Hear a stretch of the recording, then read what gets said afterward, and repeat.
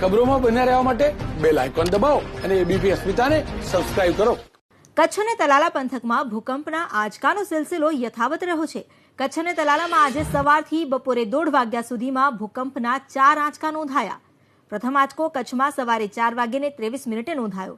આંચકાની તીવ્રતા 1.9 નોંધાઈ તો કેન્દ્રબિંદુ દુધઈથી 21 કિલોમીટર દૂર નોંધાયું. જ્યારે બીજો આંચકો સવારે 7:47 નોંધાયો.